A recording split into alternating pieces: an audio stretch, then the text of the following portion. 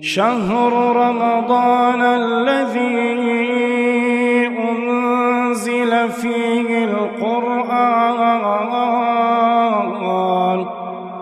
هدى للناس وبينات من الهدى والفرقان. الله أكبر. الحمد لله رب العالمين الرحمن الرحيم مالك يوم الدين. إياك نعبد وإياك نستعين. اهدنا الصراط المستقيم صراط الذين أنعمت عليهم غير المغضوب عليهم ولا الضالين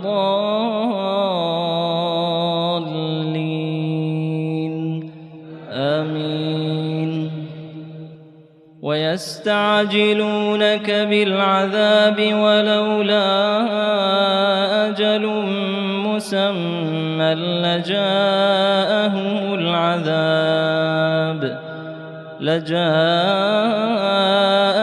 العذاب وليأتينهم بغتة وهم لا يشعرون.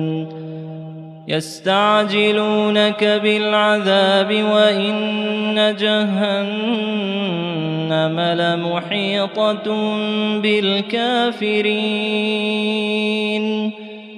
يوم يغشاهم العذاب من فوقهم ومن تحت أرجلهم ويقول ذوقوا ما كنتم تعملون. يا عبادي الذين آمنوا إن أرضي واسعة فإياي فاعبدون. كل نفس ذائقة الموت ثم إلينا ترجعون. والذين آمنوا وعملوا الصالحات لنبوئنهم من الجنة غرفا تجري من تحتها الأنهار خالدين فيها نعم أجر العاملين. الذين صبروا وعلى ربهم يتوكلون. وكأين من دابة لا تحمل رزقها الله يرزقها وإياكم وهو السميع العليم. ولئن سألتهم من خلق السماوات والأرض وسخر الشمس والقمر ليقولن الله فأنى يؤفكون. الله يبسط الرزق لمن يشاء من عباده ويقدر له إن الله بكل شيء عليم. ولئن سألتهم من نزل من السماء ماء فأحيا به الأرض من بعد موتها ليقولن الله. قل الحمد لله بل أكثرهم لا يعقلون. وما هذه الحياة الدنيا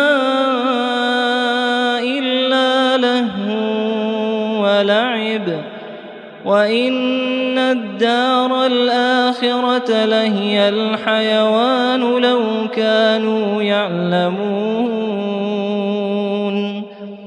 فإذا ركبوا في الفلك دعوا الله مخلصين له الدين فلما نجاهم إلى البر إذا هم يشركون ليكفروا بما آتيناهم وليتمتعوا فسوف يعلمون أولم يروا أنا جعلنا حرما آمنا ويتخطف الناس من حولهم أفبالباطل يؤمنون وبنعمة الله يكفرون ومن أظلم ممن افترى على الله كذبا أو كذب بالحق لما جاءه أليس في جهنم مثوى للكافرين والذين جاهدوا فينا لنهدينهم سبلنا وإن الله لمع المحسنين